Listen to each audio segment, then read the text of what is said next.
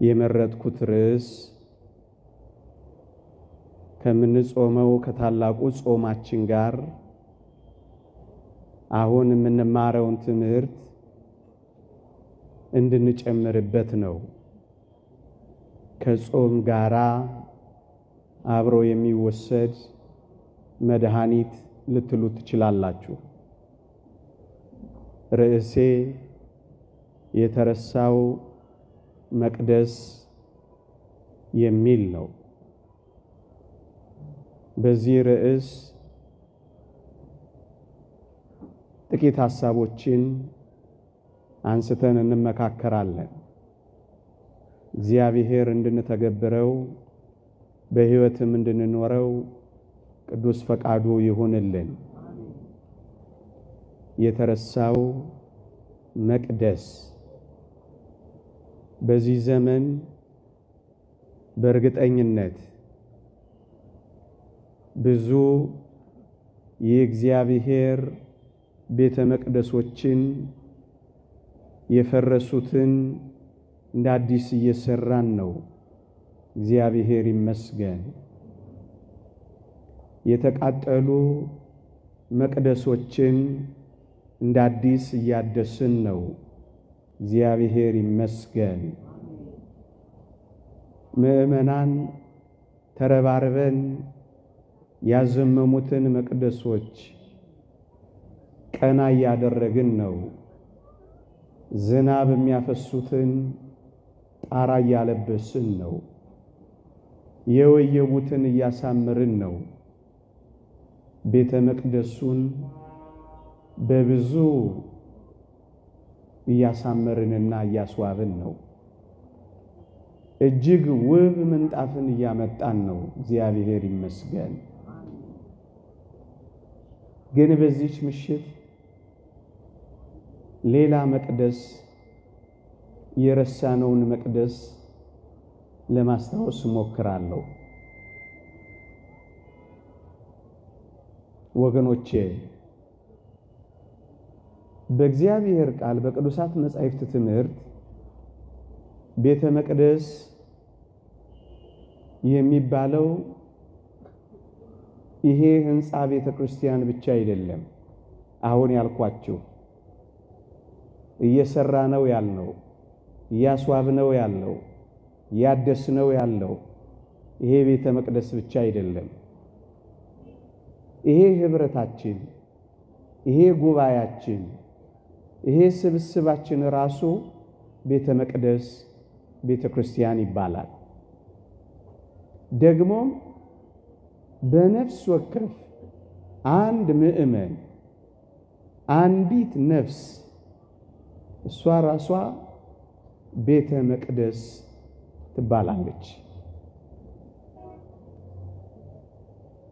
እኔ፣ አንተ፣ አንቺ፣ እኛ የእግዚአብሔር ቤተ መቅደሶች እንባላለን። እኔ ዛሬ ረሳነው የምላችሁ ቤተ መቅደስ በነፍስ ወከፍ የእግዚአብሔር ማደሪያ ሆነው ግን የረሳናቸውን መቅደሶች ከዚህ ከጾም ጋራ ማስታወስ ፈልጌ ነው። አንድ ሊቅ እንዲህ ይላል፣ የክርስቶስ እውነተኛዋ መቅደስ የአማኙ ነፍስ ናት። እናስጊጠው፣ ልብስም እንስጠው፣ ስጦታም አንንፈገው፣ በእርሱ ጌታን እንኳን ደህና መጣህ እንበለው ይላል አንድ ሊቅ። አንዲት የክርስቶስ ነፍስ ቤተ መቅደስ ትባላለች እና ምን አለ? የክርስቶስ እውነተኛው መቅደስ የአማኙ ነፍስ ናት አለና እናስጊጠው፣ ልብስም እንስጠው፣ ስጦታም አንንፈገው፣ በእርሱ ጌታን እንኳን ደህና መጣህ እንበለው አለ። ወገኖቼ ክርስቶስን ከምናገኝባቸው መንገዶች አንዱንና ዋናውን እስኪ ልንገራችሁ። ክርስቶስን ማግኘት ትፈልጋላችሁ? በእርግጠኝነት አዎ እንደምትሉ አውቃለሁ። ያው ክርስቶስ ደጅ ወድቆላችኋል። ክርስቶስን ማብላት ትፈልጋላችሁ? ያው ክርስቶስ በደጅ ተርቦላችኋል። ክርስቶስን ማልበስ ትፈልጋላችሁ? ያው ክርስቶስ በደጅ ይበረድላችኋል። ክርስቶስን የት እናገኘዋለን? ያው ደጅ ወድቋል ደሃው፣ ያው ደጅ ወድቋል ምስኪኑ፣ ያው ደጅ ወድቋል።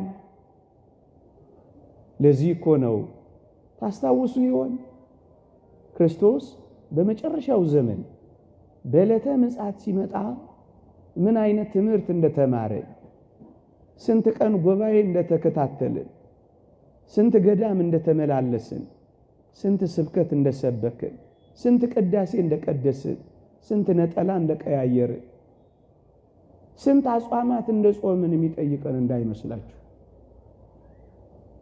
ስለ ስጦታ ነው የሚጠይቀን። ብራብ አብልታችሁኛል ወይ? ብጠማ አጠጥታችሁኛል ወይ? ብታረዝ አልብሳችሁኛል ወይ?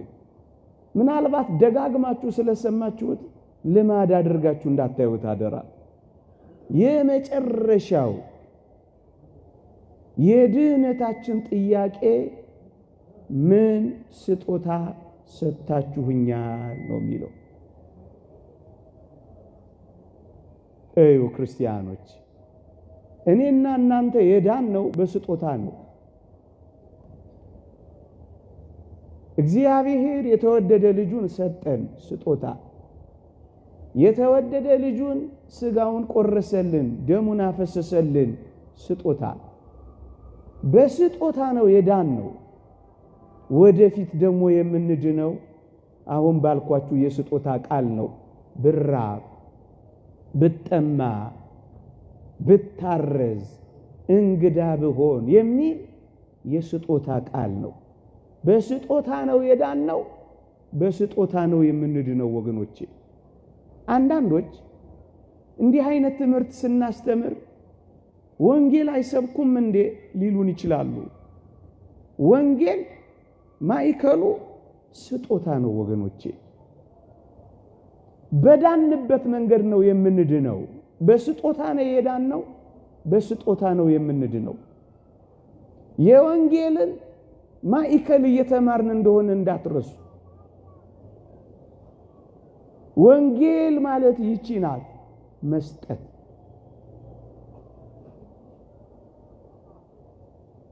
ክርስቶስ በመከራ እንዳዳነን እኛም የምንድነው በመከራ በኩል ነው።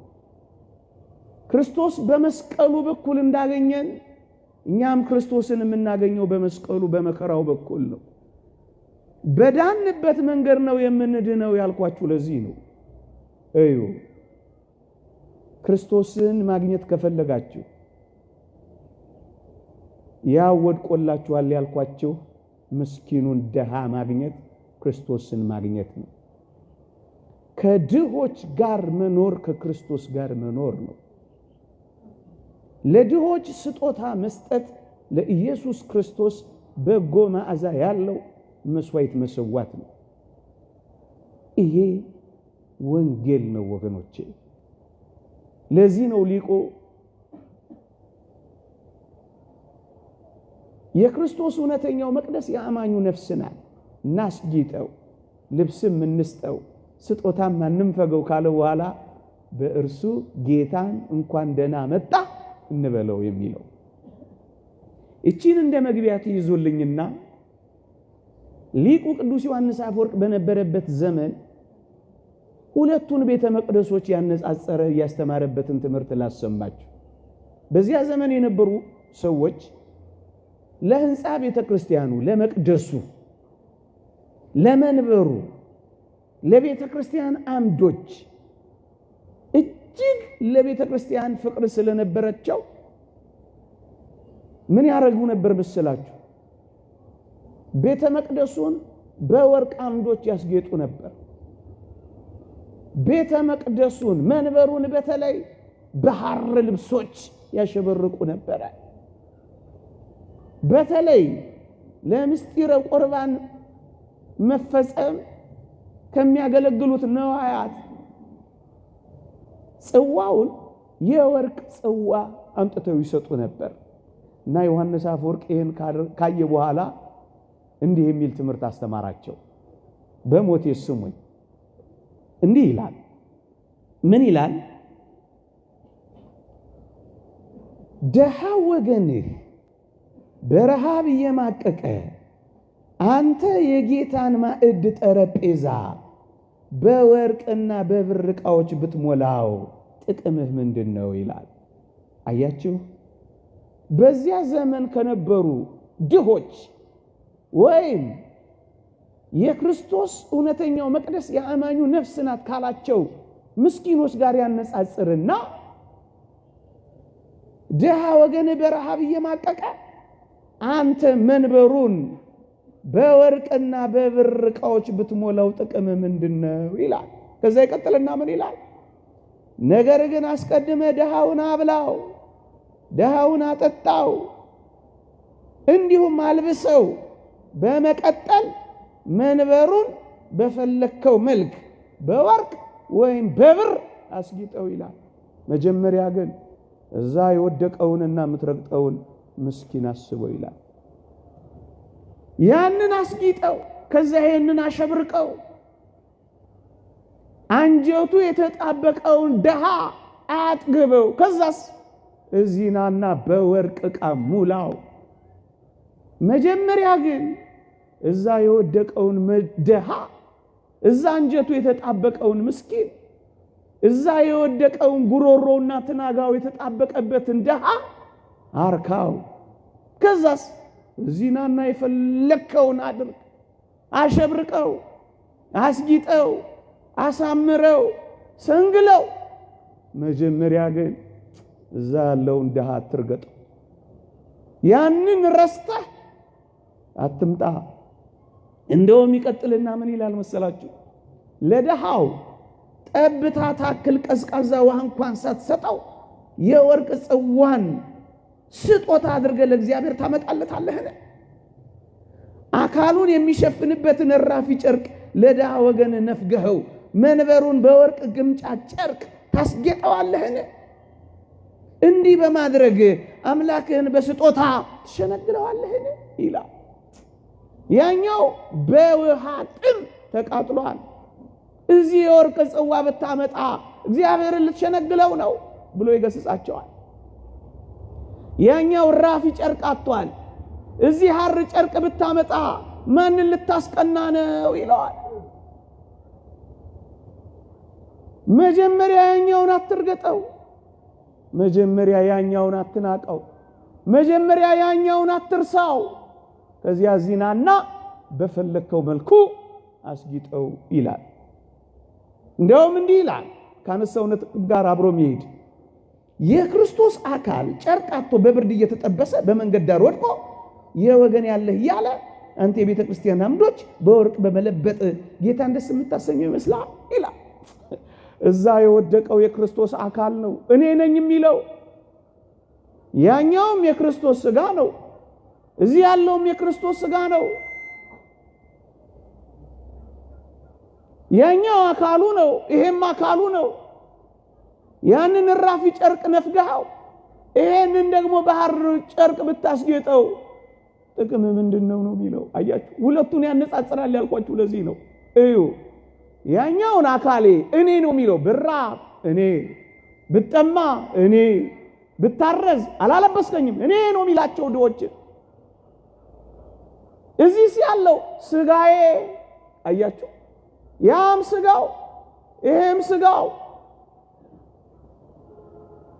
ያኛውን አራቁተው ይሄንን አሙቀው እንዴት ይሆናል ነው የሚላቸው ወገኖቼ። አያችሁ፣ ያኛውን የተረሳውን መቅደስ እንዳንረሳውና እንዳንተወው ነው ሊቁ ቅዱስ ዮሐንስ አፈወርቅ የሚነግረን። እስኪ እኔና እናንተን ትንሽ በዚህ ቃል የምር እንፈታተሽ። ክርስቲያኖች አይደለን እንግዲህ? እዩ ክርስቲያኖች፣ እስኪ ድግሶቻችንን ፈትሿቸው። እስኪ በዓላቶቻችንን ፈትሿቸው። እስኪ የሞት ዓመት ድግሶቻችንን እዩዋቸው። እስኪ የሰርግ በዓላቶቻችንን ይዋቸው እንደ ክርስቲያን በቤተ ክርስቲያን ያሉ በዓላቶቻችንን እንኳን እስኪ ተመልከቷቸው። እስኪ የምር እንፈታተሽ።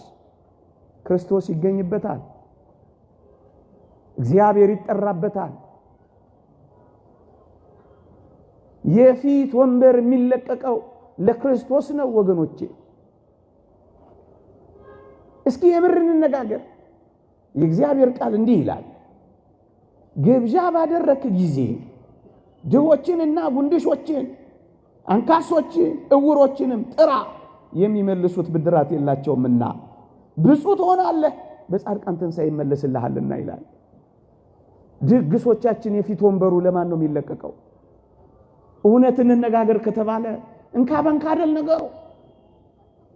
ድሆች ይጠራሉ፣ ድሆች የፊት ወንበር ይለቀቅላቸዋል፣ ጉንድሾችና ምስኪኖች ከእፍታው ይወጣላቸዋል። ዋናው ማዕድ ለነዚህ ድሆች ይሰጣል። እስኪ የምር እንነጋገር። በዓላቶቻችን፣ ድግሶቻችን፣ ሙት ዓመቶቻችን፣ ዝክሮቻችን እስኪ የምር እንነጋገር። ክርስቶስ ይገኝበታል ወይ?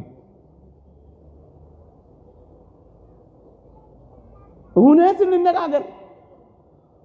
ክርስቶስ በዘበኛ አልተባረረም። ብዙ እኮ ድግሶቻችን ዘበኛ አላቸው፣ ድሆች የሚባረሩበት። አሁን ክርስቶስ ይገኝበታል እንል ነው። ይቅርታ ላሳዝናችሁ ፈልጌ አይደለም፣ ግን እውነት መነጋገር አለብን። ድሆች ላይ በር አይዘጋም። አሁን ለክርስቶስ የተከፈተ በር አለን። ለድሆች በርና ልብ በተዘጋ ቁጥር እመኑኝ ለክርስቶስ በርና ልብ ተዘግቶበታል። ምክንያቱም እኔ ነኝ ነው የሚላቸው። እንዴ አንተያይም፣ እንተዋወቃለን እኮ። ድሆች እኮ ያሉት ፀሐይ ላይ ነው። ዘመዶቻችን፣ ወገኖቻችን እንካ በንካ ነው ያልኳችሁ የሚጠሩን እነሱ የፊት ወንበር ላይ አሸብርቀዋል። አይጠሩ ማለት አይደለም፣ ወንጌልም እንደሱ አይልም። ዋና ተጠሪዎቹ ግን ተረስተዋል፣ ድንጋይ ላይ ተጥለዋል። አይናችንን ያያሉ፣ እጆቻችንን ይመለከታሉ፣ በመልመጥመጥ አልቀዋል፣ በይሉኝታ ተጠብሰዋል። ጠራራ ፀሐይ ላይ በጋለ ድንጋይ ላይ አስቀምጠናቸዋል። ማን ነው እሱ? ክርስቶስ ነው። ሌላ ማን ነው? ተባሯል ስላችሁ ዙፋን ላይ ያስቀመጠንን ጌታ ድንጋይ ላይ ካስቀመጥነው እኮ ከርመናል። ማዞር ብሎ ያያቸዋል። ድግሶቻችን ለነሱ ቦታ የለንም፣ ቦታ የለም። ከዋናው ማዕድ ተገፍትረዋል። እፍታው ተትቶ ይቅርታ አርጉልኝ ለቋንቋዬ ሶፍት የተቀላቀለበት አሁንም ደግሜ ላለው ይቅርታ አርጉልኝ የተጋጠ አጥንት እንኳን ሳይቀር ወርወረንላቸዋል። ለውሻችን የማናደርገውን እንኳን ለድሆች አንዳንዶቻችን፣ ሁላችንም አይደለንም፣ አንዳንዶቻችን ማድረግ ጀምረናል። ክርስቶስ እንደዚህ ይጣልለታል። ለእንስሳ የማይደረገውን ክብር ይነፈገዋል። እንዴ ከፈለጋችሁ ማየት ትችላላችሁ። በየሆቴሎች ትርፍራፊዎች እንኳን ማግኘት ድሆች አቅቷቸዋል። በእርግጠኝነት ልንገራችሁ ትርፍራፊዎች እንኳን እየተሸጡ በጋራ እየገዙ ለመብላት አቅማተዋል።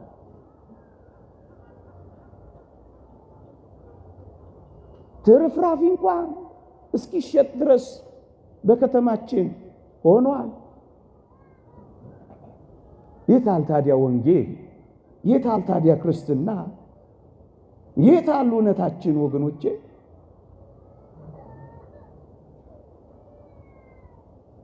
እንዲህ ይላል ሊቁ ዮሐንስ አፈወርቅ፣ አንተ ከተገቢው በላይ ትመገባለህ፣ ክርስቶስ ግን የሚያስፈልገውን እንኳን አልበላም ይላል።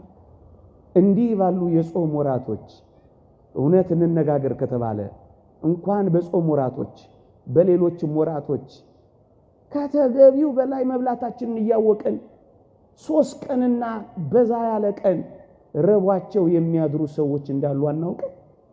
ያውቃለሁ። ምግብ ከበላን 3 ቀናችን ነው የሚሉ ሰዎች እኮ እንሰማለን። ግንስ በርካታ ክርስቲያኖች አለ እሰይ ጠግበህ ብላ ግን ትንሽ ብታካፍል ምን አለበት? አንተ ከተገቢው በላይ ትመገባለህ። ምናልባትም ቁንጣን ሊያሰቃይ ይችላል። ምናልባትም ማታ ጨርሲ እየተባባልን ለሰው እንዲተርፍ እንኳን አድርገን አይደለም እናቀርበው። ትሪው ሙልጭ ብሎ እስኪያልቅ ድረስ እንጋደላለን።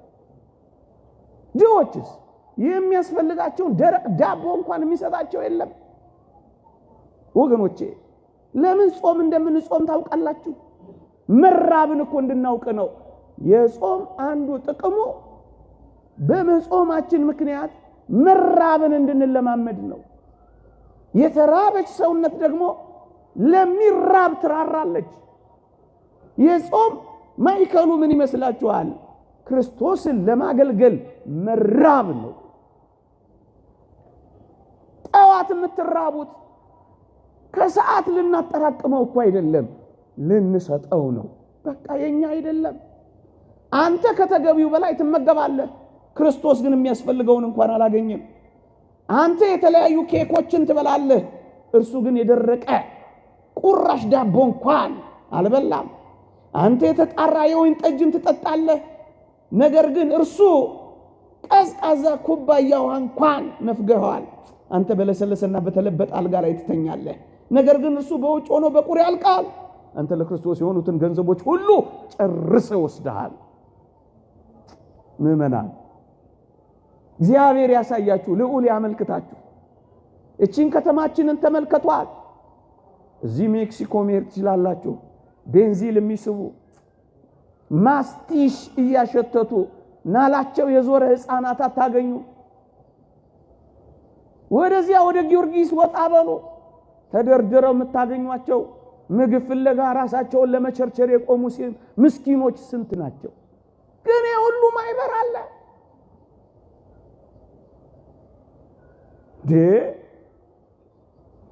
ስንቶች ናቸው ናላቸው የዞረው? ስንት ለምንድነው ብላችሁ ጠይቋቸው።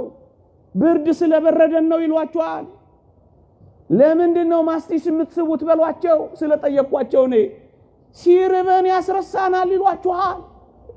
እኛ በማጥገብ ባናስረሳቸው እነሱ በተለያዩ ነገሮች ለጥቂት ጊዜ ይረሱና ለመጨረሻ ጊዜ ያሸልባሉ። አይዋቸው ሄዱ። የታለች ወንጌል? የታለች ክርስትና? ወንጌል ምንድነው? ጉባኤ ተሰብስቦ መስማት ነው። አንዳንዴ ያሳፍራል። የጉባኤቶቻችን ድምቀት የሚሆኑ ዲኮሬሽኖቻችን እንኳን ይዋቸው የብዙ 100 ሺህ ብሮች እግዚአብሔርን ሲያያዋዝን ልከኛና የተመጠነ ህይወት አለ።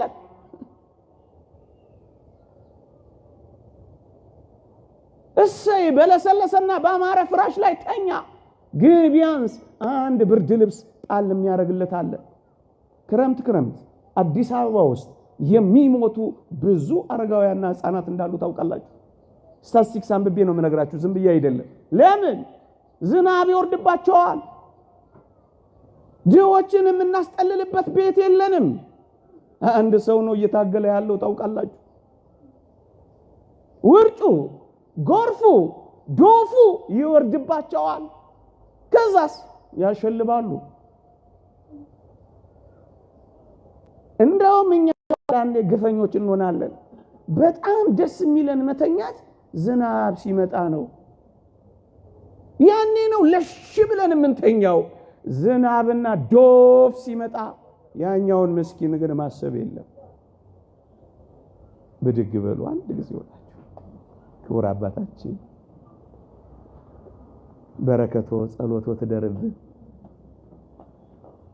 ባርከውናል። አረፍ በሉ።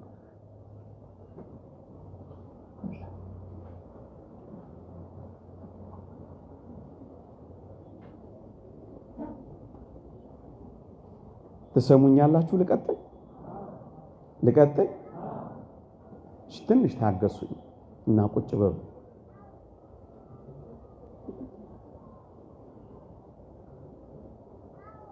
እዩ አንተ የክርስቶስን ገንዘቦች ሁሉ ሙልጭ አድርገህ ጨርሰህ ወስደሃል ነው የሚለው ሊቁ። ወገኖቼ እዚህ አስታውሳለሁ ከጥቂት ዓመታት በፊት የአስኮ መስመር ሲሰራ የሆኑ ህፃናት አገኘውና ይፈነድቃሉ። ክረምት ነው። ምን ሆናችሁ ነው የምትፈነድቁት አልኳቸው። ወደዛ አካባቢ ስራ ነበረኝ። እንዴ ጋሼ ክረምት እኮ ነው እንዴት አንፈነድቃሉ? ምን ነው አልኳቸው። ይኸውልህ መንገዱ ሲሰራ ትልልቅ ቱቦ መንገድ ላይ ይነጠፋል አሉኝ። እሺ አልኳቸው። ይኸውልህ ዶፉ ቢወርድ ጎርፉ ቢመጣ እኛ ይሄንን ትልልቅ ቱቦ G+1 እንገነባበታለን አሉ። ማለት አልኳቸው ውስጥ ገብተን እናድራለን። ከዛስ ክረምቱን ይወጣልን አላ። አየ ክርስቲያኖች ክረምት ብርድ ልብስ የምታለብሱ ክርስቲያኖች አላችሁ። ክረምት የሚያፈስ ቤታቸውን የምትጠግኑላቸው ጎረቤቶች አሏችሁ። ይምርስኪ ክርስትና ቤት ውስጥ ክርስትና ጎረቤት ጋር ክርስትና መንገድ ላይ ክርስትና አካባቢ ላይ አለ እንዴ? ማንንም ለማሳቀቅ ፈልጌ አይደለም። ከእንግዲህ በኋላ የምናገረውንም ቃል በንጽጽር ለማስቀመጥ ያክል እኛ የመኪና ቤት አለን። እሺ ይኑረን፣ ጥሩ ነው። ብዙ ድሆች ግን ቤት የላቸው። ሸረሪት ያደራባቸው ዕቃ የከመርንባቸው ብዙ ሰርቪስ ክፍሎች አሉን። አንድ ደሃ ግን አያስጠልሉልንም።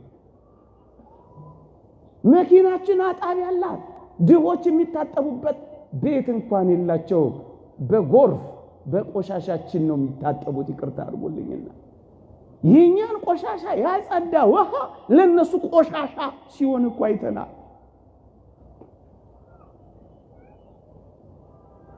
እሰ ይኑረን፣ ግን ደግሞ ድሃውን እንዴት እንረሳለን? አስታውሳለሁ ኤፍኤም የሚባል ሬዲዮ ላይ ነው የሰማው። የዛሬ 9-10 ዓመት ሊሆን ይችላል። እዚህ እስጢፋኖስ አንዲት እህት ክፍለ ሀገር የምትኖር አንድ አጥማቂ የሚባል ነበርና እዛ 3 ህፃናት አሏት። ታማሚ ናት። ልትጠመቅ ትመጣለች እና እዛ ሰነባብታ መጠመቅ ፈልጋ ትመጣለች። ስትመጣ ማረፊያ ታጣለች። 3 ህፃናት ተሸክማለች። ታጠባለች፣ ግን ታማሚ ነች። አባ ከናሚ ላታጣች። የምታርፍበት መጠለያ የለም። መጠለያዎቻችን ተነፍጓታል። በጣም ብዙ ክርስቲያኖች አሉ። አንዱ እንኳን የሚያስጠጋት አልነበረም። ከፍለው እንኳን የሚያሳድራት ሰው ታጣለች። ለምና ቢቸግራት እዛው አንዱ ጥግጋት ሆነና መጠመቅ ትጀምራለች። ከጥቂት ቀናት በኋላ አንድ ልጇን እዛ እስጢፋኖስ ጀርባ ወንዝ አለ ጅብ በላባት። ግን እኮ ብዙ ክርስቲያኖች አሉ አቤት የሚያስቀድሱ የሚጸልዩ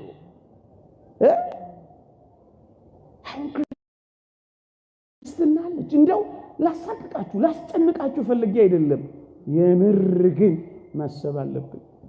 በዚህ ዘመን እንዴ የሚያከራዩ ተከራዮች በሆኑበት ዘመን፣ ጻዕዳ የለበሱ ሰዎች ከል በለበሱበት ዘመን፣ ኑሮ በጣም እየከበደ 3 የሚበሉ አንዴ መብላት ባቃታቸው በዚህ ዘመን፣ ዓለም በሙሉ ተረባርቦ ድሆችን ለመፍጠር በሚታገልበት በዚህ ዘመን ቢያንስ ክርስቲያኖች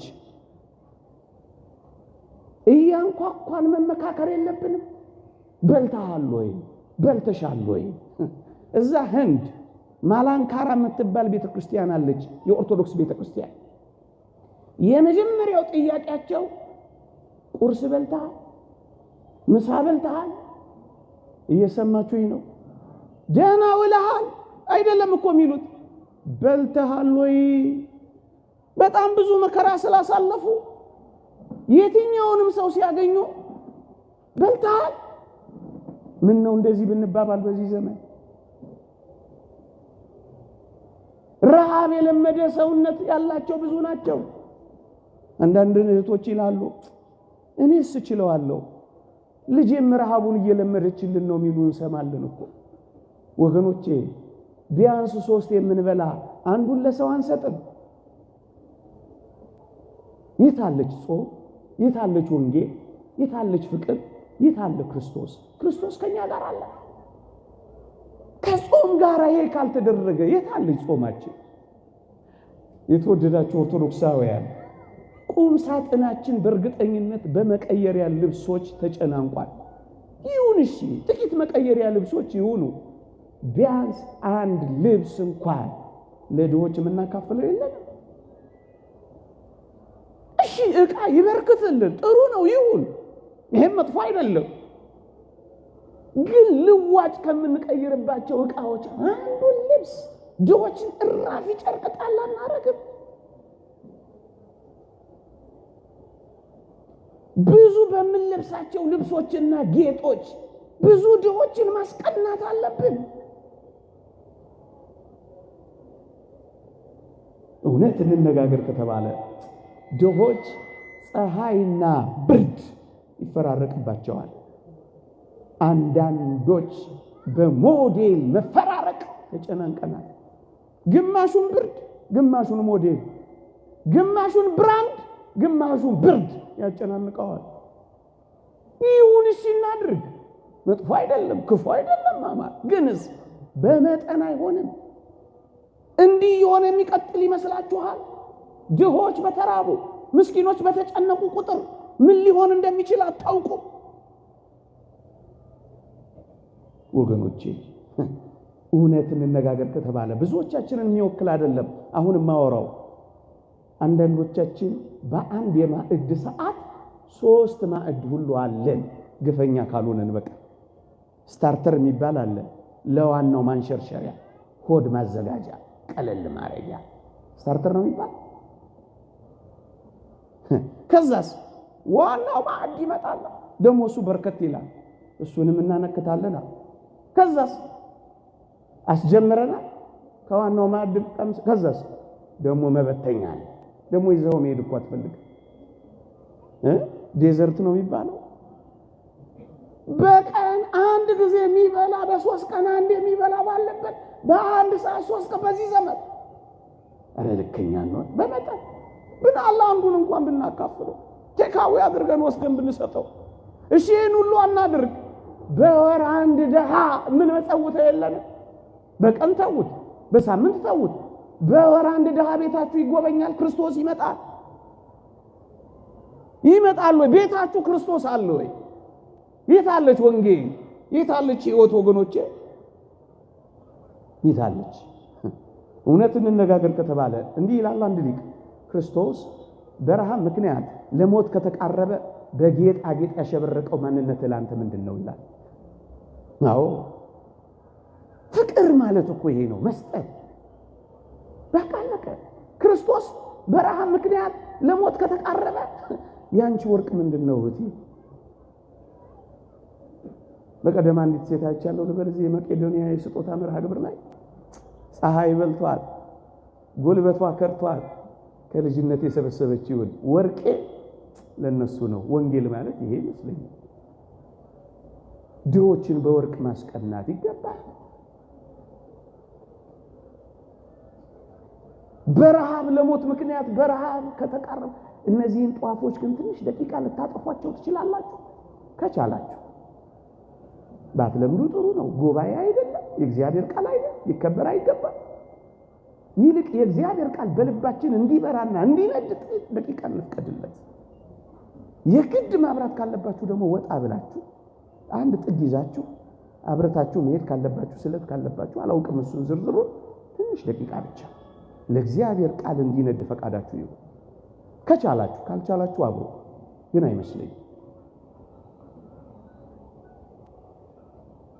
ከቻላችሁ እንዲህ ይላል እግዚአብሔር ቃል አንደኛ ጢሞቴዎስ መልእክት ምዕራፍ 2 ቁጥር 8 እግዚአብሔርን እንፈራለን ለሚሉት ሴቶች እንደሚገባ መልካም በማድረግ እንጂ በሹሩባና በወርቅ ወይም በእንቁ ወይም ዋጋው እጅግ በከበረ ልብስ አይሸለሙ ይላል መጽሐፍ ቅዱስ። ልድገመው ጮክ ብዬ ላንብበው። እግዚአብሔርን እንፈራለን ለሚሉ ሴቶች እንደሚገባ መልካም በማድረግ እንጂ በሹሩባና በወርቅ ወይም በእንቁ ወይም ዋጋው እጅግ በከበረ ልብስ አይሸለሙ። የክርስቲያኖች ጌጥ ምንድነው? መልካም ማድረግ፣ እንግዳ መቀበል፣ ድሆችን ማብላት፣ ማጠጣት፣ ማጥገብ። እናንተ እህቶቼ በጣም ውብ መሆን ትፈልጋላችሁ? ድሆችን የሚያበላ ማህበር መስርቱ። የጥንቷ ቤተክርስቲያን ምን ታረግ እንደነበር ታውቃላችሁ? በሳምንት ማለዳ እሁድ ማለት ነው፣ በሰንበት ቅዳሴ ያስቀድሱና ለድሆች ገንዘብ ስብሰባ ይደረግ ነበር። ልድገመው፣ የገንዘብ መዋጮ ነበረ። ለማንም ይከፋፈል? ለድሆች። ቅዱስ ጳውሎስ የቆሮንቶስን ቤተክርስቲያን የገሰጸው ለምን ይመስላችኋል? ይህን መልእክት ጽፍላችሁ የማመሰግናችሁ አይደለም ያለው ለምን ይመስላችኋል? ድሆችን ስለረሳችሁ ነው የሚላቸው። ድሆችን የረሳ ወንጌል ምንድነው? ድሆችን የረሳ ሕይወት ምንድነው? ይልቁኑ ማጌጥ ማሸብረቅ ከፈለጋችሁ መልካም አድርጉ። በተለይ እንዲህ ባለው ዘመን ይቅርታ አድርጉልኝ፣ በሚመጡትም ዘመናት ምግብ የሚመግቡ ማዕከላት የሉንም። ኦርቶዶክሳውያን ልብ ካላችሁ የምግብ መመገቢያ ማዕከላት ክፈቷ። በጣም ብዙ አይደለም፣ 10 ሰው ከራብ ከታደጋችሁ አይበቃ። አንድ ሰው አንድ ጓደኛ የሚራብ ጓደኛ ካፈራ በቂ ነው። መልካም በማድረግ እንጂ በእንቁ በወርቅ ብታጌጥ ጥቅም ምንድነው ነው የሚለው? ክርስቶስን ታስቀናዋለህ በዚህ? በትሩፋት ታጌጡ ዘንድ እወዳለሁ ነው የሚለው። መልካም በማድረግ ጌጣችሁ፣ ውበታችሁ፣ ደምግባታችሁ፣ ሽልማታችሁ፣ ማይረጋችሁ መልካም ማድረግ ይሁን። መልካም ማድረግ ይሁን። ይህ እግዚአብሔር ቃል ነው፣ ምንም ማንሸቃቅጠው። ክርስቶስ የሚገኘው በዚህ ውስጥ ነው። አድራሻው ልንገራችሁ፣ የክርስቶስን እዚያ ውስጥ ነው ያለው። ክርስቶስ የሚገኘው እዚህ ውስጥ ነው። በዚህ ዘመን ልባችንን እንክፈት። ግድ የለም እየተወቃቀስን አንክረም። እኛ ብቻ ስራችንን እንስራ። እያንኳኳን በር የተዘጋባቸውን በራቸውን እናናፍስና እናጉርሳቸው፣ እናልብሳ። ካለ በቃ ማካፈል፣ ወንጌል ማካፈልን አትርሱ ብቻ ነው የምትለው ወገኖቼ። ለማካፈል ተዘጋጁ። በዚህ ጽኑ ጊዜ፣ ነገ በሚመጡ ከባድ ጊዜያት ዓለም በክፋት እየባሰ ነው የሚሄደው። እመኑኝ፣ እኔ ተመኝቼ አይደለም። ማስራቡን ግን ይቀጥላል አለ። ኑሮ ማክበዱን ግን ይቀጥላል። በእነዚህ ጊዜያት ለመተሳሰብ እንዘጋጅ ለማለት ነው እንዲህ ያለ ትምህርት ማንሳት የፈለኩት። ለነገ እንዘጋጅ። ይሄንን የምናረጋው ግን የምርጭ ስንጨክን ነው። ክርስቶስን አድራሻው ድሆች ጋር ነው። በቃ ይሄንን በአንድ ምሳሌ ባስረዳ የበለጠ ጠቃሚ ነው። በሞቴ ስሙ አባ ቢሾይ በነበረበት ዘመን እግዚአብሔር ለአባ ቢሾይ እንዲህ አለው፣ ለሕዝቡ ንገር፣ በታላቁ ተራራ ላይ ይገለጣለሁ፣ ሕዝቡ ሁሉ ያዩኛል፣ እኔም ሕዝቤን እባርካለሁ። አባ ቢሾይ ለሕዝብ ንገር አለው። አባ ቢሾይም ደስ አለው፣ ለሕዝቡም ነገረ። አምላካችን እግዚአብሔር በተራራው ላይ ይታያል፣ በማለዳ ሰንበት ከቅዳሴ በኋላ እዛ እንገናኝ ብሎ አወጀ። ይገርማችኋል ክርስቲያኖች፣ ዕለተ ሰንበት እስኪመጣ ምዕመናን ተቆነጠነጡ፣ ጓጉ። አንዳንዶቹ ቀን አልደርስ አለ፣ ቀንና ሌሊቱን አይናቸው አፍጥጦ እግዚአብሔርን ለማየት ቋመጡ። መጣ ሰንበቱ። ከቅዳሴ በኋላ ሁሉም ወደ ተራራው መግረፍ ጀመረ። ወደ ተራራው ከመሄዳቸው እግርጌ ተራራው ግርጌ ግን አንድ ምስኪን ጉንድሽ ሰው ተቀምጧል። ምንም መሄድ መንቀሳቀስ የማይችል ሰው ቁጭ ብሎ ምጽዋት ይጠይቃል። ስጡኝ ይላል፣ አብሉኝ ይላል፣ አጠጡኝ ይላል። ያ ሁሉ ክርስቲያን ክርስቶስን ለማየት ነው የሚፈልገው። ያን ምስኪን ደሃ የሚጠይቀውን ጥያቄ ማን ይስማው? እየሰማችሁኝ? ሁሉም ወደ ተራራው ይሮጣል። ምን ለማድረግ? ለማየት፣ እግዚአብሔርን ለማየት። ድሃው ይማጸናል። ድሆችን የሚሰሙበት ጆሮ ግን የላቸው። ድሆችን የምትሰሙበት ጆሮ አለ? አንዳንዶቻችን መኪናችንን እንዘጋለን። አንዳንዶቻችን በራችን ገርበብ ያለ አይደለም። አንዳንዶቻችን ለጩኸታቸው ትኩረት እንኳን አንሰጥ ይያለን እንኳን ለምዶብናል። እግዚአብሔር ይስጥ ብለን ነው የምናሰናብተው። እየቻል ወሬ እንዳይቋረጥ ብለን የነፈግናቸው ድሆች ስንት ይሆኑ። አቤት ክርስቶስን እንደ ነገሩ ማባረር ያሳዝን።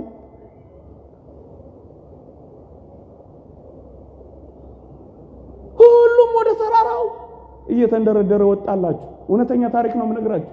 መጨረሻ ላይ የመጣው አረጋዊው አባ ቢሾይ ነበር ወደ ተራራው ለመውጣት። ህዝቡ ሁሉ ከወጣ በኋላ ስዕሉን ብታዩት ያሳዝናችኋል።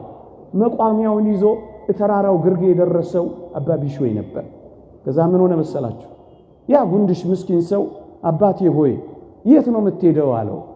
ዛሬ እግዚአብሔር አምላካችን በተራራው ላይ ይገለጥልናል።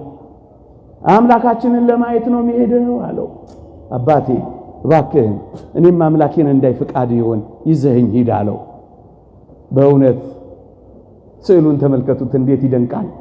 በተጋድሎ በጎበጠ ወገቡ፣ በተጋድሎ በደከመ ሰውነቱ፣ በተጋድሎ በተንቀጠቀጠ ጉልበቱ ዝቅ አለና ይሄን ጉንድሽ ተሸከመዋል። ስዕሉን ይወት እንዴት ያሳዝናል። ከዛስ ተራራውን ተጋፈጠዋ መቋሚያውን ምርኩዝ አድርጎ። እናንተ ክርስቲያኖች የተሸከማችኋቸው ሰዎች አሉ። ስንቶችን ተሸክማችሁ ይሆን? አውቃለሁ ኢትዮጵያውያን ሰውን እንደምንሸከም እናውቃለን። ልክ ነው። ወላጆቻችሁን የተሸከማችሁ ወጣቶች ታድላችሁ። የጎደላቸውን የምትሞሉላቸው የተሸከማችኋቸው ያልሰለቻችኋቸው ታድላችሁ። ባሎቻችሁን የተሸከማችሁ ሚስቶች ምንም ስለሌላችሁ ያልተዋችኋቸው ታድላችሁ። ልጆቻችሁን የተሸከማችሁ ወላጆች ታድላችሁ። አንዳንዶች ፊት የሚነሱ አሉ አይደለ? ካላመጣሽ ውጪ የሚሉ ስንቶች እዚያ የሊቢያ በረሃ የበላቸው ስንቶች አሉ። ምንም ስለማያመጡ የተባረሩ ፊት የተነሱ የተገለመጡ አንዳንዶች ሊኖሩ ይችላሉ። ኢትዮጵያውያንን በብዙ አይመለከትም።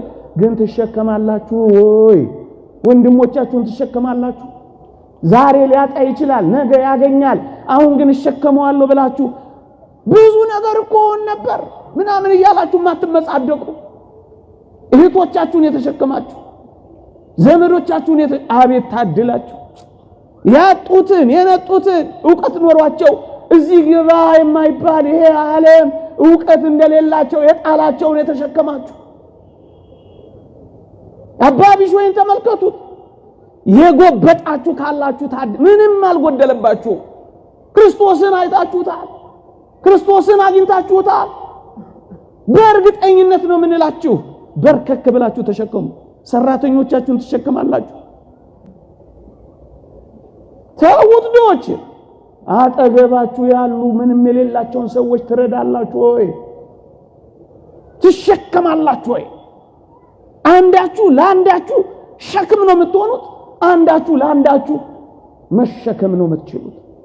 ኢትዮጵያውያን ይልቁንም ክርስቲያን ኦርቶዶክሳውያን ግድ የላችሁ እንሸካከል። ዘመን ማለቁ አይቀር።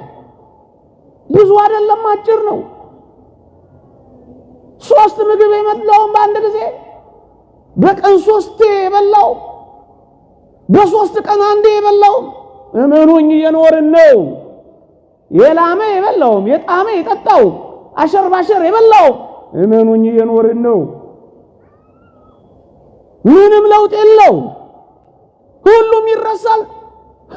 አሻራው ጥሎ እንደማልፍ መርከብ ነው። በጣም ይረሳል። ቅድም የበላችሁ ጣፋጭ ነገር ትዝታው እንኳን ይረሳል። እናንተ አጭር ነው። በጣም አጭር ነው። ይሄንን ላሳያችሁ አጭር እንደሆነ።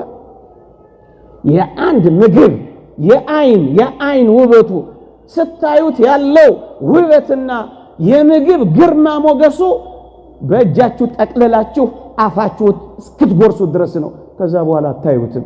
ለእይታ በጣም አጭር ነው። ለእይታ ብቻ እንዳይመስላችሁ፣ ለጣዕም እንኳን በጣም አጭር ነው። ወይ ሲጣፍጥ በጣም አጭር። ከየት እስከ የት? ከምላስ እስከ ጉሮሮ ነው። ላጭሩ እኮ ነው መከራ እየበላን ያለ ነው። ምን ይጣም በቃ ቆርሰን የምናጎርስ ቀደን የምናለብስ እቺ ግን የዘላለም ናት አጭር አይደለችም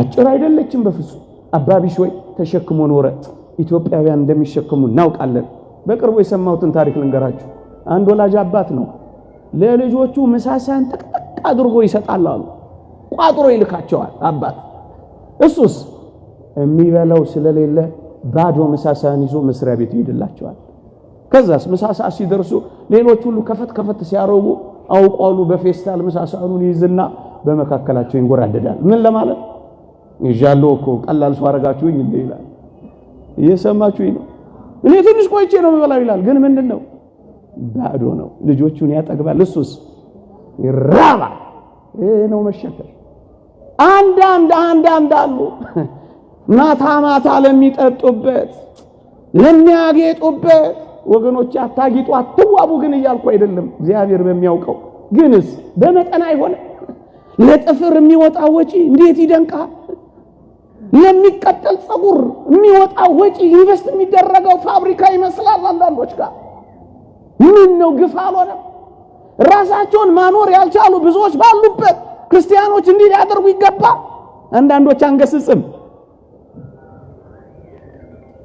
እንዲህ አይነት ደግሞ ወላጆች አሉ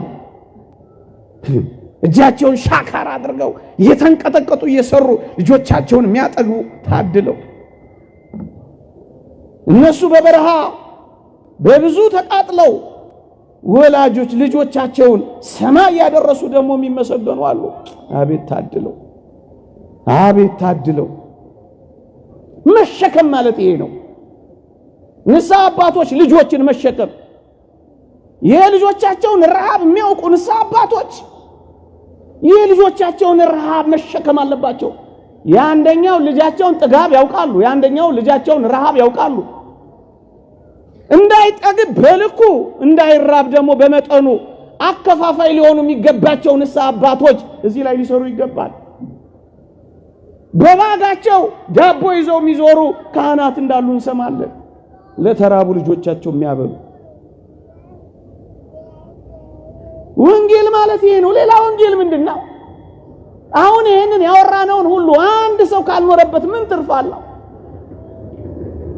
የጆሮ ቀለብ ሳይሆን የህይወት ቀለብ እንዲሆን እኮ ነው ወንጌል የሚዘረጋው ተግባር ክርስቶስ የሚገኘው አባቢሾይ ተሸከመውና ወጣ ከዛስ ክርስቶስ ቢጠበቅ የለም እየሰማችሁ ነው ቢጠበቅ የለም ሊታይ የተናፈቀው ቀረ ዘገየ አባቢሾይ ምን ነው የነገርከን እውነት አይደለም ረጌታዬ ቃል ገብቶልኛል በህይወቴ ሁሉ አንድ ቀን እንኳን ሊቀር ዘግይቶብኝም አያውቅም በትክክል ያናገረኝ እገለጥልሃለሁ ነው ያለኛል ትንሽ ጠበቁት አሁንም አልመጣ ምእመናን ተቁነጠነጡ ትግስታት ከዚያስ ድምጽ ሰማ አባቢሾይ ምንም ልጄ ቢሾይ አቤት ተገልጬልሃለሁ እኮ ቤት አለ ተሸክመኝ አይደል ያለው ምን ተሸክመኛል እናንተ ነው የተሸከምኩት ታዲያ ምንድነው ለካ ተሸክሞት ወጥቷል እየሰማችሁኝ ነው የክርስቶስ አድራሻ ጉንድሾች የክርስቶስ አድራሻ የተራቡ የክርስቶስ አድራሻ የተጠሙ የክርስቶስ አድራሻ በር የሌላቸው መጠለያ ያጡ እናንተ ኦርቶዶክሳውያን ክርስቶስን ማግኘት ከፈለጋችሁ በደሃ ወይም በእንግዳ ሰው ታገኙታላችሁ ልድገመው የክርስቶስን አድራሻ ልንገራችሁ በድሆች ወይም በእንግዳ ሰዎች ውስጥ ክርስቶስን ታገኙታላችሁ ኢየሱስ ምንድነው የሚያወራው ልትሉኝ ትችላላችሁ አንዳንዴ እንደው ተሳስተው ይሄንን ቃል የሚሰሙ ደስ በማያሰኝ ህይወት ውስጥ የሚኖሩ ሰዎች እስኪ ይስሙት እኔ በቅርቡ የሰማሁት ልቤን የነካኝን ታሪክ ልንገራችሁ ማውቃት ልጅ ናት እና በብዙ ተጋርሎ ነው የኖረችው ከመናፍስት ጋር ትታገል ነበር እንዲጠቅም ብዬ ነው እንጂ ወሬ ማውራት ፈልጌ አይደለም ግን አንዳንዴ ጭካኔያችን ከፍ ይላል በብዙ ተጋርሎ ነው የኖረችው የጻድቁ አባታችን የአቡነ ተክለ ሃይማኖትን በዓል ለማክበር ደብረ ሊባኖስ ትሄዳለች። ከብዙ ተጋድሎና መከራ የተነሳ የስኳር በሽተኛ ሆናለች። ኢንሱሊኑን ይዟ ነው በቦርሳዋ የሄደችው። ብቻዋን ታግላ ስለምትኖር አባ ከና ሚላት ስለሌለ ትርፍ ብር የላት። በዓል እያከበረች እያለ ቦርሳዋን ትሰረቃለች። እንግዲህ የሚሰርቀው ትርፍ ያለው ሰው ነው። እሷ የመጨረሻ ትርፏ ኢንሱሊኗ ብቻ ነው። ትራንስፖርት የላትም። ገንዘቧን በቦርሳዋ ትንሽ ናት፣ ትወስዳበታለች። የምትወጋው ኢንሱሊን ለዛይ ሰዓት ማግኘት አለባት። እቺ ልጅ የት ትሄድ? ደግሞ የቆመች ልጅ ስለሆነች እንዴት አድርጋ ብትለምን ማን ሊያምናት ይችላል? እንደኔና እንደናንተ ናት ልጅቷ ስትታይ። ብዙ ልብስ የሸፈናቸው ምስኪኖች እኮ አሉ። ምናልባት እዚህ ውስጥ ይሄን ስናገር በእርግጠኝነት እየተራቡ የሚሰሙ ሊኖሩ እንደሚችሉ ገምታለሁ። እግዚአብሔር ያስባቸው። ከዛስ እቺ ልጅ አመሻሽ ላይ አልቻለችም። ምን ሆነች? መወጋት እያለባት ስላልተወጋች ሞተች። እዚያው ተቀበረች። ምን አይነት እነሱ ስኳር ለመብላት ሲሉ የስኳር መድኃኒት ያለውን ኢንሱሊን የሚሰርቁ ሌቦች ጋር አብረን እንኖራለን። ለቅምጥልነታቸው ሲሉ ልጆቻቸውን የሚያሳቅቁ በጣም ብዙ ቅምጥል ወላጆች አሉ። ማታቸውን ውስኪያቸው ላይ ያመሹ ልጆቻቸው ላይ ማታ ገብተው የሚደፉ በጣም ቅምጥሎች አሉ። ልጆች ተበተኑ አልተበተኑ ምንም አይመስላቸው አፈር አይንካኝ የሚሉ እቺ ዶሮ አየችኝ የሚሉ ቅምጥሎች አሉ። እንኳን ሌላውን አፍንጫቸው ስር ያለው ልጃቸውን እንኳን የማያዩ። ግን አንተ ምን እያልክ ነው? እኛ ራሳችን ድሆች አይደለን ልትሉን ትችላላችሁ። እውነት ነው። ምንም ላይኖረን ይችላል። ከየት አምጥተን ነው እንድናካፍል የምታወራው ልትሉኝ ትችላላችሁ። ምንም ላይኖረን ይችላል። ሊቁ ቅዱስ ዮሐንስ አፈወርቅ እንዲህ ይላል፣ ቢያንስ 2 ዲናር አለህ ይላል። ታስታውሳላችሁ? ያቺ ሴት 2 ዲናር ብቻ አላት። እሷን በምኩራብ ሙዳየ ምጽዋት ውስጥ ስትጥል አያት። በጣም ብዙዎች አሉ እኮ። የክርስቶስ ዓይንም ልብ የሚያርፈው ግን ከጉድለቷ የሰጠችውን ሴት ነው። እውነት ነው፣ ጎሎብናል። በዚህ ዘመን ነገር ሁሉ አስማት ሆኖብን ሊሆን ይችላል። እመኖኝ፣ በፍቅር ስንሰጣጥ ግን ይበዛልናል። መጽሐፍ ቅዱስ እንደዚህ ነው የሚለው። እየነቀነቀ እየተቀጠቀ በቅፋችሁ ያስታቅፋችኋል ነው የሚለው። ስትሰጡ ይበዛላችኋል። የመስጠት ሂሳብ በእግዚአብሔር ዘንድ ይሄ ነው። ስትሰጥ ይጨመራል። በማቴማቲክስ ማካፈል መቀነስ ነው። በክርስቶስ ዘንድ ግን ማካፈል መደመር ነው። ይሄንን አረጋግጡ በሕይወታችሁ። በማቴማቲክስ መቀነስ ማጉደል ነው። በክርስትና ግን ቀንሶ መስጠት ማባዛት ነው። ማብዛት ከፈለክ ይሄንን አብ ቅመሰው። ስስተኛ ንፉጋቱ ቆልለው በአካውንት ብታስቀምጠው ምን ይሆናል? ጥቂት ጥቂት አካፍለው። ሁሉን እንኳን ጨርሰ ለፍጽምና ባትደርስ እንኳን ጥቂት ጥቂት አካፍለው። አይንህ እያየ መድኃኒት መግዣ የሚሆነው ምን ሆነ ነው? ፋርማሲ የምትሰለፈው ዳቦ ለተሰለፈው ብትሰጠው እንዴት ያነት በረከት ነው። ምን ሆነ ነው ካላችሁኝ 2 ዲናር አለ ይላል ሊቁ ዮሐንስ አፈወርቅ። ምን ይላል? ድህነት የቱንም ያህል ቢሆን 2 ዲናር የለህምን? 2 እግሮች አሉ ድሆችን እይበት። 2 አይኖች አሉ ድሆችን እይ። 2 እግሮች አሉ ህሙማንን ጠይቅበት። ቢያንስ ያለህ የተገፉትን አስጠጋበት። ቢያንስ እግር አለ ጠይቅበት። ክርስቶስ ጠይቀው ታሞ ወድቋል። በየጎረቤቶቻችን በር የተዘጋባቸው ተባያቸውን አራግፈው መቁረብ የሚፈልጉ ስንቶች አሉ። ማይበራት ካላችሁ እናቶች ተደራጅታችሁ ሰፈራችሁ ውስጥ ይሄንን ጽድቅ አትሰሩም? ጽድቅ አፍንጫችን ስራ አይደለም? እይበት፣ ጠይቅበት፣ አስጠልልበት። ቢያንስ 2 ዲናር አለ። ምንም ነገር ባይኖር 2 ዲናር አለ። የተወደዳችሁ ኦርቶዶክሳውያን ሀብት የሚባለው በኪስ የሞላው በቦርሳ የታጨቀው በጎተራ የተከተተው በአካውንት የተቀመጠው ብቻ አይደለም። ይሄ አይደለም ሀብት። እና ሀብት ምንድነው ካላችሁኝ በጉልበት በወዛችሁ አገልግሏቸው። ምንም የለህ ተላላካቸው፣ ጉዳይ አስፈጽምላቸው፣ ቤት አስጅላቸው፣ ልብስ ጠቢላቸው። ጽድቅ ይሄ ነው፣ ቅድስና ይሄ ነው፣ ተጋርሎ ይሄ ነው፣ ምናኔም ይሆንሻል ይሄ ነው። ወገኖቼ ቤት ሞልቷቸው ሰው የራባቸው ስንት ናቸው? ይሄን አታውቁ? ሰው የናፈቃቸው አሉ። መብል ሞልቷቸው ፍቅር የራባቸው አሉ። ፍቅር ስጧቸው፣ አዳምጧቸው። እፍኝ ጥሬ ሞልቷቸው አስታዋሽ ልብ የተነፈጋቸው ስንት ናቸው? ጆሮና ልብ ስጧቸው። ምጽዋት እኮ ይሄም ነው። ስንቶች የሚያዳምጣቸው የሚተነፍሱበት አጥተው፣ ስንቶች ተሸኝተዋል፣ ስንቶች ደም ብዛት፣ ስንቶች ስኳር፣ ስንቶች ተንጠልጥለዋል፣ ስንቶች መርዝ ጠጥተዋል፣ ስንቶች ተስፋ ቆርጠዋል። ይታከማሉ ስትሰሟቸው። ገንዘብ ኖሯቸው ጆሮ ለተነፈጋቸው ጆሮ ሆኗቸው፣ ሐዘን ሰብሯቸው የልጅ ሐዘን፣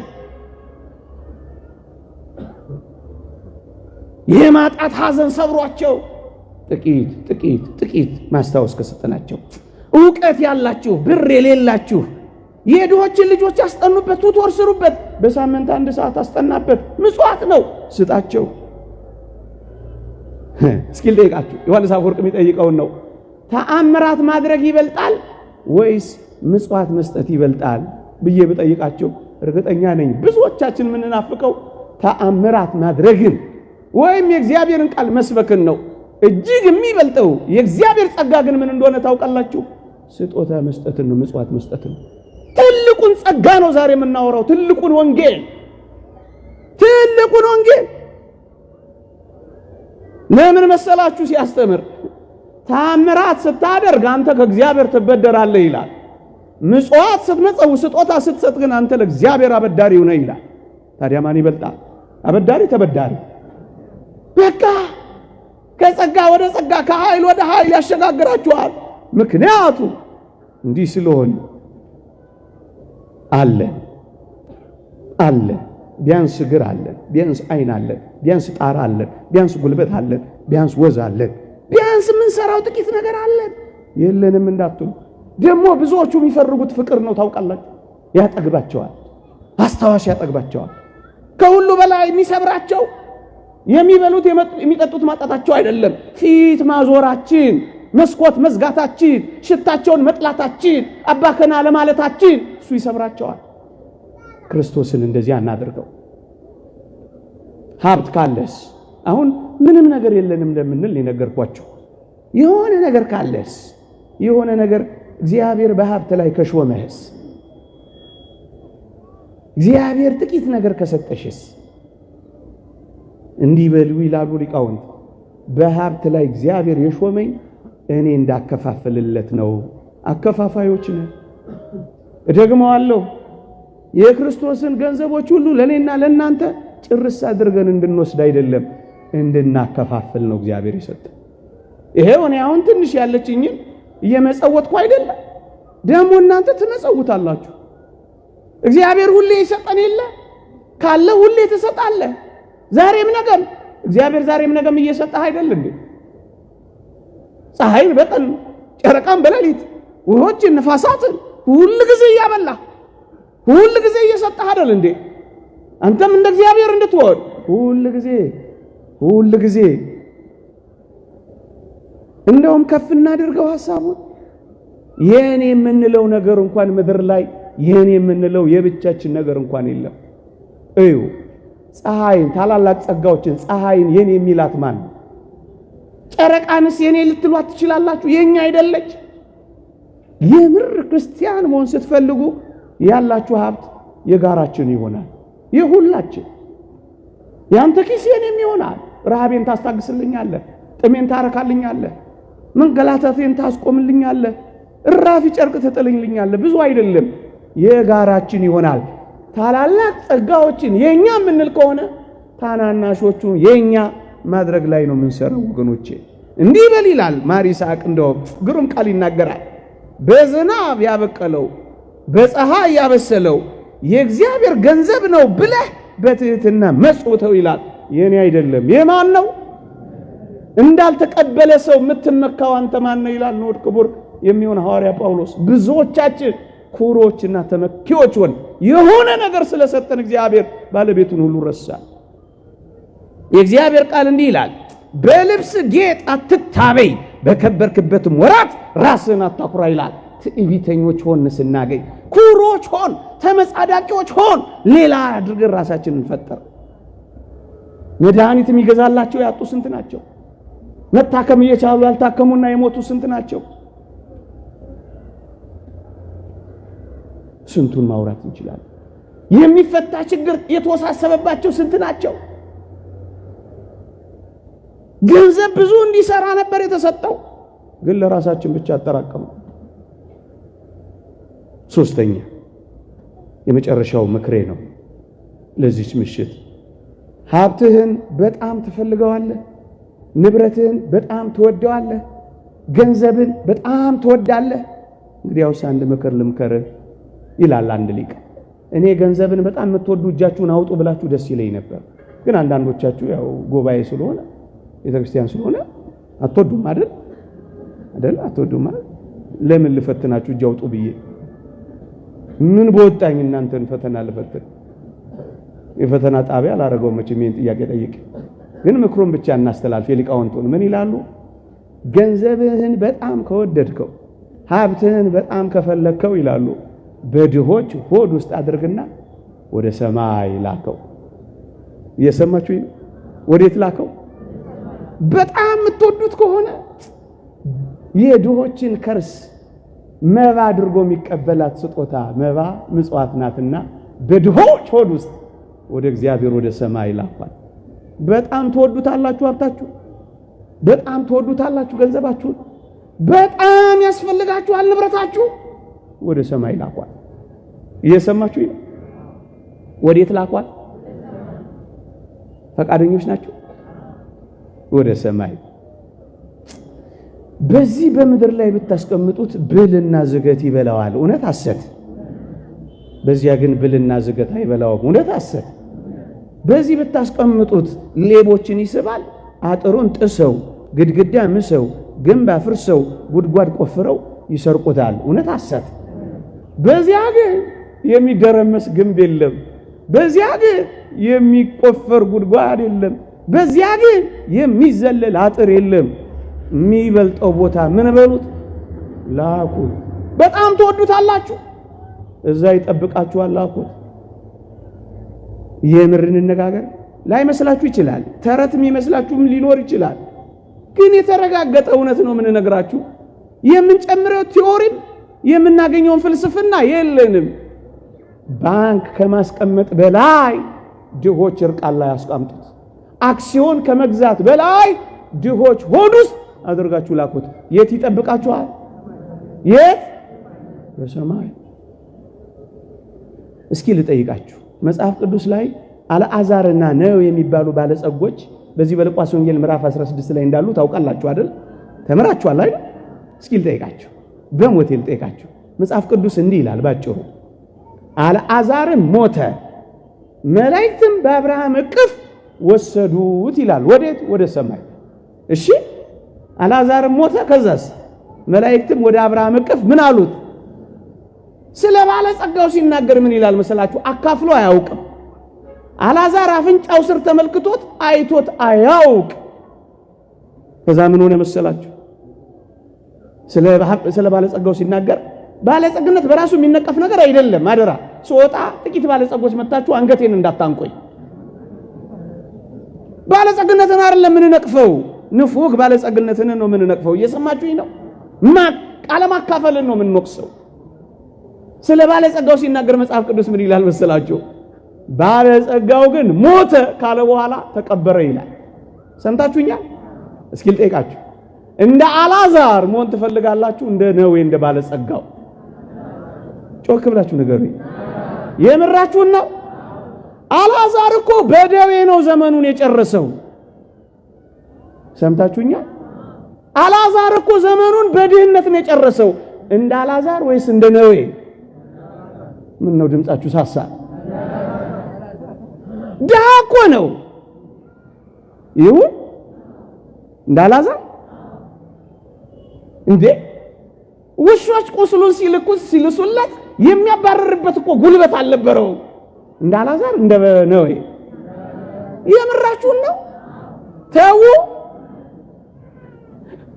ረደና ናቸው ነው። አልዓዛር እኮ የሚጠጋበት ቤት የሚበላበት ምግብ የለውም እኮ እንደ አልዓዛር እንደ ነዌ። የምራችሁን ነው። እኔ እየተደነቅኩ ነው በዚህች ምሽት። ለምንድን ነው ግን እንደዚህ የመረጣችሁት? ለምን? ከድህነት ጋር ደዌ፣ ከደዌነት ጋር መተው፣ ከመተው ጋር ቁስል። አስተማሚዎቹና ተንከባካቢዎቹ እኮ ውሾች ናቸው። የአልዓዛር እንደ አልዓዛር ወይስ እንደ ነዌ? የምራችሁን ነው። ለምን? ምን አንዲት ቃል ያሸነፈቻችሁ በእርግጠኝነት ምን የምትል? አልዓዛር ሞተ፣ መላእክትም በአብርሃም እቅፍ። ፍጻሜውን አይታችኋል። ፍጻሜ ጅማሬ። እንግዲህ ሐሳባችሁን ወደ ሰማይ ላኳል። በአመፃ ገንዘብ ለራሳችሁ ወዳጆችን አብጁ፣ በሰማይ ይቀበሏችኋል። እየሰማችሁኝ ነው? እቅፋቸው ውስጥ ትገባላችሁ። መልአከ ብርሃን ሰላም የመጨረሻ ንግግሬ። መልአከ ብርሃን ሰላማ የሚባሉ ኢትዮጵያ ውስጥ ይኖሩ ነበር አሉ በጥንቱ ዘመን። እና ምን ያደርጋሉ መሰላችሁ? ዋና ስራቸው መመጽወት መስጠት ነው። ስጦታ ነው ዋና ስራቸው። እየሰማችሁኝ ነው? ከዛ ያዩዋቸው ሰዎች ምን አሏቸው መሰላችሁ? አንተ መልአከ ብርሃን፣ አቤት፣ እንደዚህ ሀብትህን የምትበትነው ገንዘብህን እንዴት ብትጠላው ነው? አትወደው አሏቸው አሉ። ባትፈልገው ነው እንደዚህ የምትበትነው አሏቸው አሉ። መልአከ ብርሃን ምን ብለው መለሱ አሉ? እኔም ልጆቼም ኋላ ወደ ምን ሄድበት ሀብቴንና ንብረቴን አስቀድሜ ብልከው ወደድኩት ወይስ ጠላሁት አሏቸው አሉ። ወደዱት ወይስ ጠሉት? ወደዱት ወይስ ጠሉት? ኋላ ወደ ምን ሄድበት አስቀድሞ መላክ ጥሩ ነው ጥሩ አይደለም?